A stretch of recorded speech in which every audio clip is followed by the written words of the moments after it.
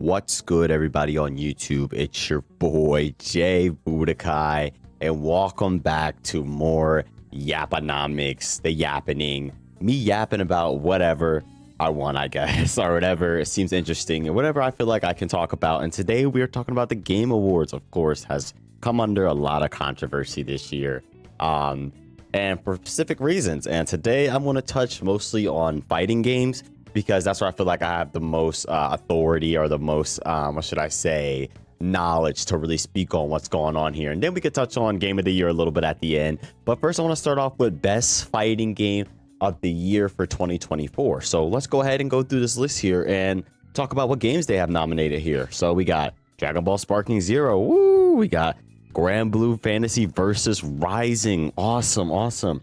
We got Marvel vs. Capcom Collection Arcade Classics. Banger. We got Multiverses. Okay, interesting. And Tekken 8. Nice. Okay, we got 5 games up here nominated for Fighting Game of the Year. So first things first, let's talk about the elephants in the room now. Yeah, elephants plural, because there's like 3 out of the 5 games that aren't quite like the others, and all for their own reasons. First, we're going to start off with Dragon Ball Sparking Zero.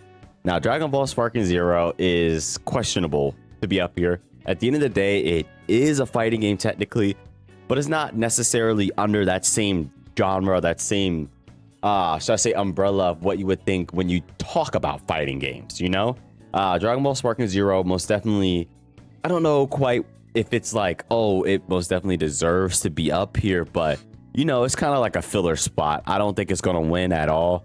It could win because it has a huge fan base. You know, all of us could be voting for it. I'm not going to be voting for it, honestly. And us voting doesn't really matter. That's another thing I'm going to touch on later. But Dragon Ball Sparking Zero is up here. Cool. You know, Dragon Ball Sparking Zero is a good game. You know, it's a great game, but, you know, it has its problems. Let's just say that, to say the least. Next, we got Grand Blue Fantasy Versus, which came out towards the beginning of this year. Yeah, and that is a great fighting game. That is a fighting game I tried a little bit back in the day. Back earlier this year. I didn't play it that much because it was just a free version I checked out. I don't know if that was a game I would really want to get into all the way. I might. That's certainly a game I mean on checking out later in the future if it ever goes on sale. But Grand Blue Fantasy vs. Rising most definitely deserves to be up here. Next, Marvel vs. Capcom Fighting Collection Arcade Classics. All right, this is another elephant in the room. Yeah, this is not really a game. It's a bunch of games. So like, if this game wins, what game won?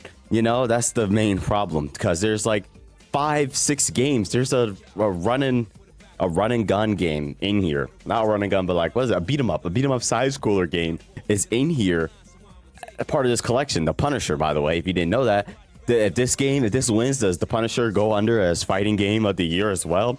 That is kind of weird that is in here. Like, they're acting like they have problems, or they're strapped for fighting games to grab for this year, but I feel like they could have threw Rivals of Aether 2 in here. That game did just come out in October, right? It came out last month, and Sparking Zero came out last month, and that's still up here, so I don't see how that game couldn't have been up here as well. A great platformer. Just got done watching a grand finals for, I think, Ludwig's event last weekend, and it was pretty sick. I was like, okay, I might check this game out, because it looks cool. It looks way better than I thought it would look, and it looks like it has a lot of love put into it.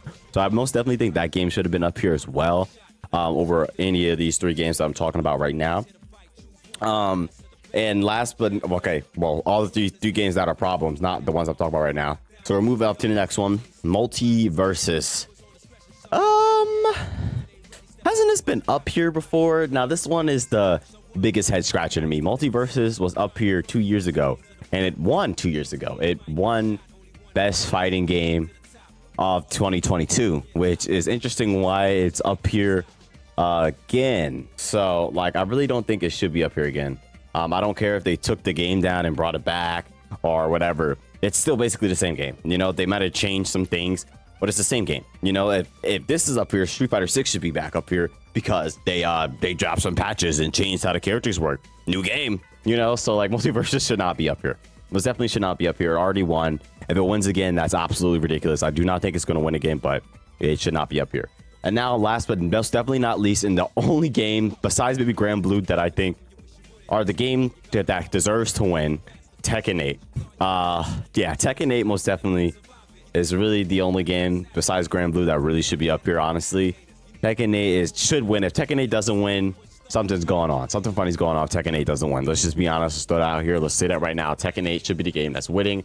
But all these games, I might be able to see argument for Grand Blue, but Grand Blue isn't as big as Tekken. So that's another reason for Tekken to win over Grand Blue. Got more sales, got more players. You know, it's just a bigger game, bigger franchise, and it has amazing gameplay. Tekken 8 is a polished, beautiful game. Should most definitely be winning this little award right here. But if we go back, I just don't know. I was watching Nanogenics and Dodoya on their podcast Key Moments talk about Marvel vs. Capcom Fighting Collection. And one thing Dado was like saying, he was like, Marvel vs. Capcom, if that game were to win, we're seeing a game that came out over 20 years ago is better than the games that came out now. Which, yeah, that would be a crazy precedence to set right now, because that would be absolutely ridiculous. Marvel vs. Capcom Fighting Game Collection just not need to be up here. Not that these games aren't amazing, which I haven't got my hands on them yet, which hopefully I will soon and be able to play them, because I've been wanting to play Marvel vs. Capcom 2. If you're going to put any of the games up here, you should put Marvel vs. Capcom 2 in parentheses Marvel vs. Capcom Fighting Game Collection. You know, that would have made the most sense instead of putting the whole collection up here, because what game is winning in the collection? Is the game... It just doesn't make any sense to put a collection of games up here for one award. It's just all the games play kind of differently too. All those games up there, they're all like one franchise, you know, Marvel vs. Capcom, you know, but all of them can be, there's some of them that are so different from the other ones that nothing translate, but you know, like they're not certain games that you would expect to be playing back to back, or expect to be playing like, okay, I play this game, then I'm gonna play this next game, do exactly what I do in this game, it should work. No, that doesn't work in these games. These games are old, they're jank, they're weird, they got hella glitches and bugs that elevate the game in a weird way. But yeah, I just wanted to touch on that for Marvel vs. Capcom Collection. And then Dragon Ball Sparking Zero, it being an arena anime fighter, and quite frankly, probably the least balanced game out of all of these, even including Marvel vs. Capcom, which those games are high tier lovers, bro. They love high tiers in those games. But in Dragon Ball Sparking Zero, that game just is all over the place. It's not really it's more of an action PvP game than it is a fighter, because of the fact that there's so much that's going on in that game that takes away from just the straight up fighting. Even though fighting is the main draw of the game, it's not a fighting I mean, it is a fighting game, but it's not like a traditional fighting game like Grand Blue, the Marvel vs. Capcom games, Tekken 8, and technically Multiverses as well. And speaking of Multiverses should not be up here. I said it already. It won fighting game of the year in 2022, and I wasn't mad about that. I loved Multiverses back in 2022. I played it again once it came out again around this time. It felt a little weird. It felt like it was missing stuff, and most people feel that way about the game. So I haven't touched this since. I know they gotten a big update, and I don't know if they're about to add shields or they already added them, but once they add those shields in, if they haven't added them yet and I get like, oh, they're in the game, I'm gonna check it out, because I really feel like this game needed shields, and shields was something that would help the game out a lot. Because that game feels a little spammy, you know, feels a little you know, I'm just gonna keep throwing out these buttons over and over and over and over and over again, and you can't do nothing about it. And if my buttons are better than yours, you'll just lose every time. And the hitboxes were crazy. The speed of the game was taken away. Look, Multiverses, yeah, this is a different game to where the game won in 2022, but it's still the same game. You know, it just got updated to be something that, you know, not a lot of people are super hype about anymore. But that doesn't mean the game deserves to be back up here. And if you haven't noticed, I think Tekken 8 should be winning this. Tekken 8 most definitely should be winning this award, and it would be crazy if it didn't. So that's just what I want to talk about when it comes to these best fighting games of the year for 2024. I just think the way they went about selecting these games were very weird. It's almost like maybe they were kind of strapped for games. I don't know, but I just think it's kind of weird how they did this, and kind of I just don't think they had other games they could put up here. take out Multiverses for Rivals of Ether. You could do Marvel vs. Capcom Fighting Game Collection, but say in parentheses Marvel vs. Capcom, what is it, Marvel vs. Capcom 2, specifically that game. If you wanted to make it that game the one you were nominating for, then we'd be like, okay, you know, it's still weird that a game over 20 years can come back up here and be Game of the Year for 2024, even though it's the game that came out over 20 years ago. But you know, that's neither here nor there. And then you got Dragon Ball Sparking Zero, which I guess can stay because, you know, it is a fighting game, but it's like one of the lowest denominators of fighting games because, you know, it's not as competitive as the other ones are.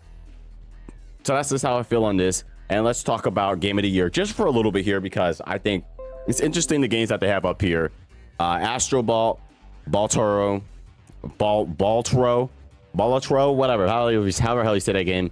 Black Myth Wukong, Elder Ring Shadow of the Erdtree, Final Fantasy VII Rebirth, and Metaphor Refantasio. Now, the only reason I don't want to talk too much on this is because I haven't played a single one of these games. I haven't played any of these games, so there's not really much I can say when it comes to this. But I do understand the certain games that are up here are kind of weird. For example, Elden Ring Shadow of the Erdtree being up here is interesting, very interesting, because of the fact that Elden Ring already was up here and won.